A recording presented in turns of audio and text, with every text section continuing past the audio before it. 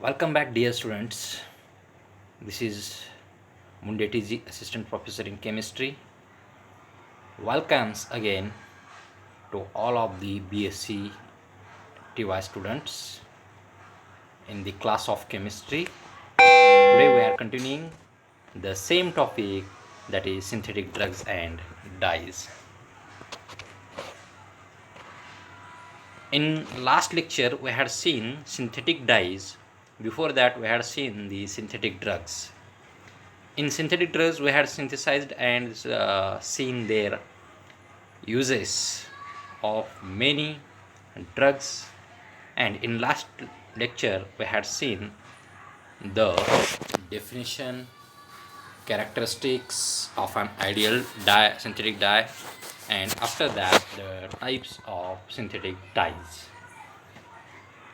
Today we are going to continue the topic, that is synthetic dyes, and here we are going for some theories of color and chemical constitution of the dyes.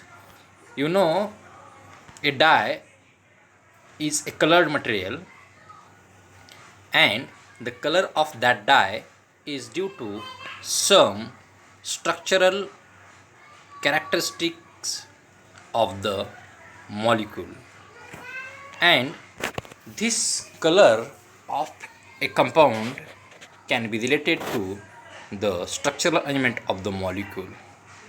So here in this topic, color and chemical constitution of dye, we will go for the various theories that explains the relationship between the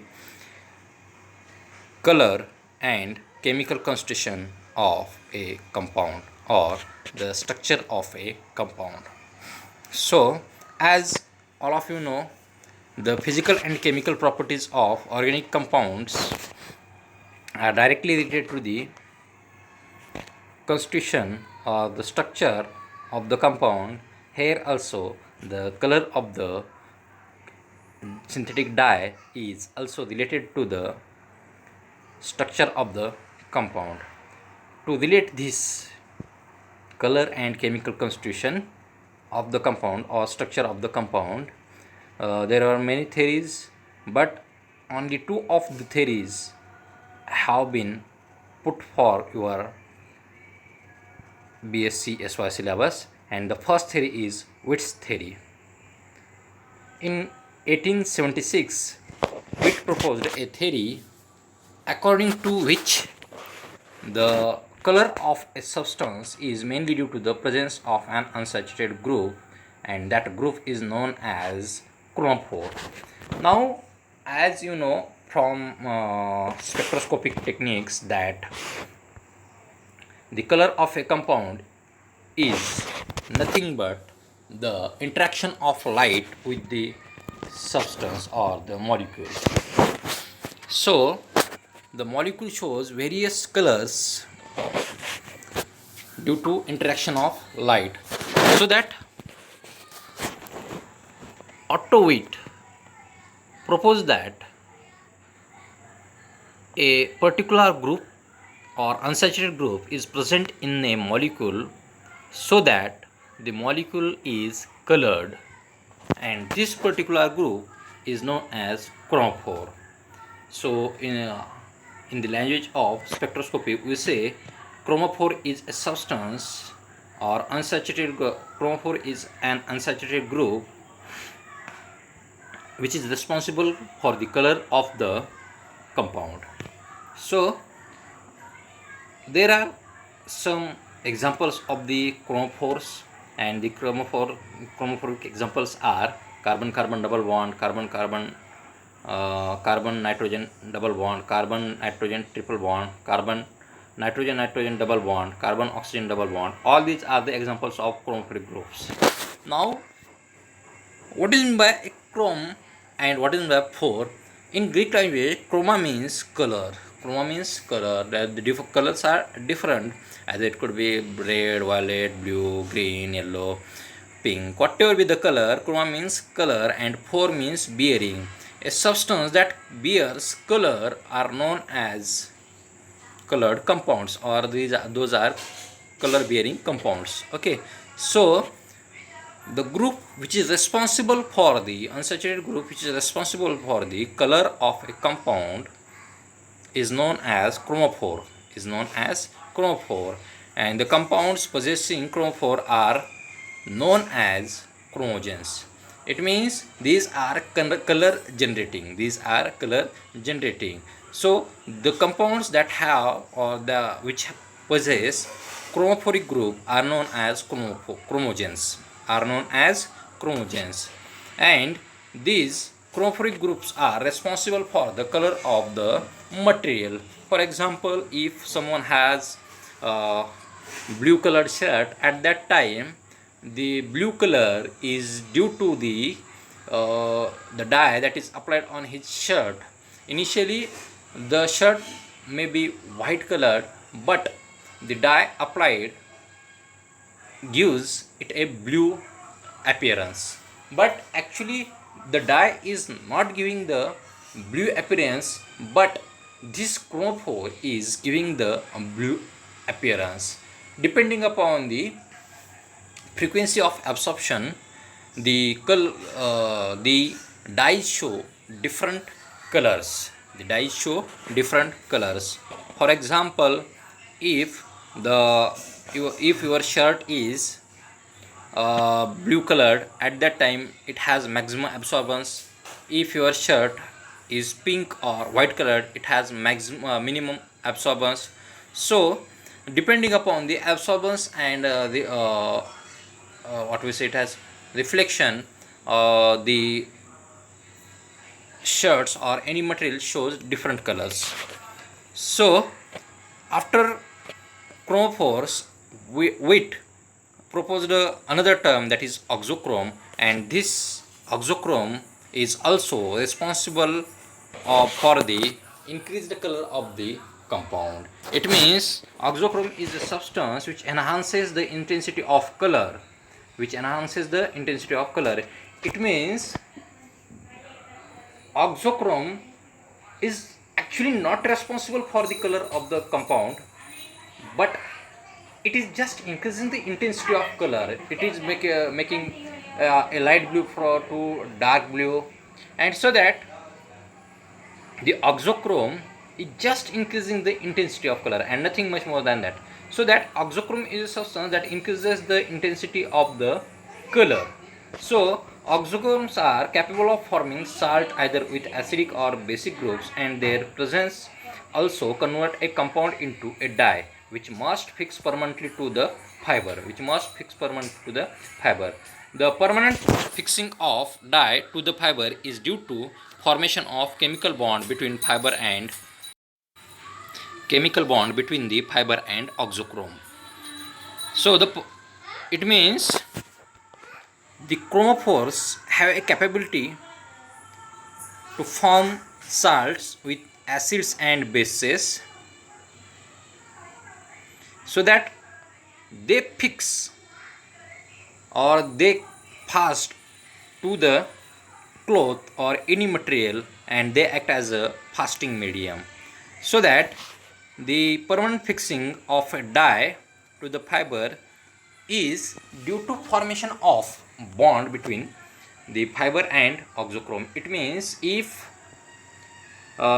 someone has a blue colored pant, at that time that blue colored pant is dipped in dye, indigo dye, we may see it as indigo dye, so that there are two groups, and those are, one is amino group which acts as an auxochrome, and another is resonance stabilized diazonium salt, or we see it as N double bond N group, or any other carbon double bond group, that is responsible for the color of the compound. And now NH2 is increasing the intensity of the color, so that auxochromes increase the intensity of color, and the examples are hydroxy group, then halo group, then NH2 group. It means in case of, see here particularly, in case of auxochromes there must be an atom in the oxochrome that has at least one lone pair of electrons, so that they can act as oxochrome.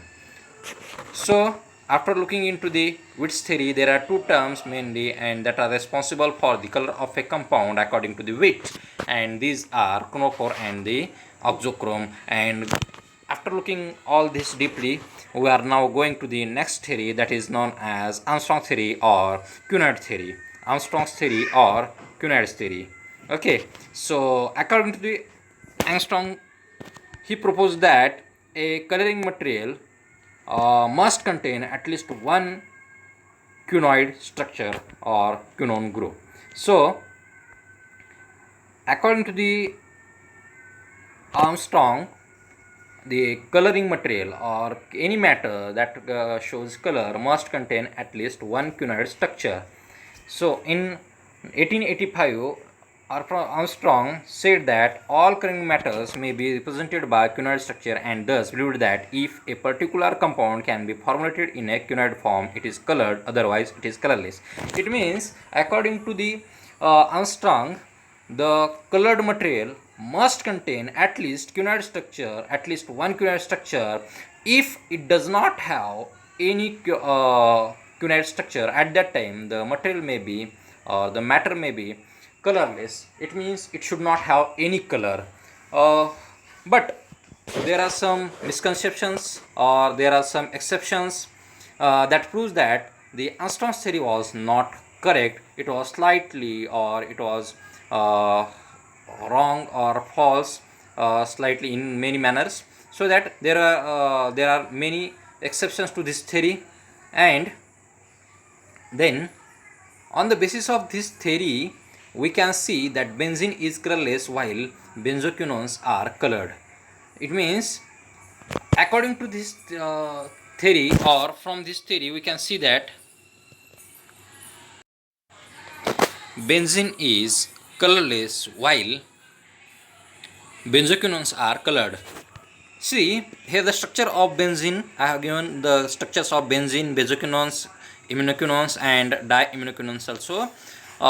In this case, the benzene is colorless, but benzoquinones are colored. According to the Armstrong theory, the structures which contains quinoid structure are known as are colored, and those compounds which do not have quinoid structures are colorless. In benzene, there is no quinoid structure, so that it is colorless. But benzoquinone has quinoid structure, so that this is colored. It was said by the Armstrong. Then next is that, but quinoid theory is not sufficient to account for the colors of the compounds, because iminoquinones and diiminoquinones both contain quinoid structure even they are colorless. It means, the first exception is that iminoquinone and diiminoquinone although contains quinoid structure, but these two structures are colorless. It means it is not correct, or it is partially correct, which is said by the, or which is proposed by the Armstrong, so that benzene is colorless, benzoquinones are colored, but iminoquinones are colorless. So these two theories were for your syllabus to study. Sorry for the disconnection.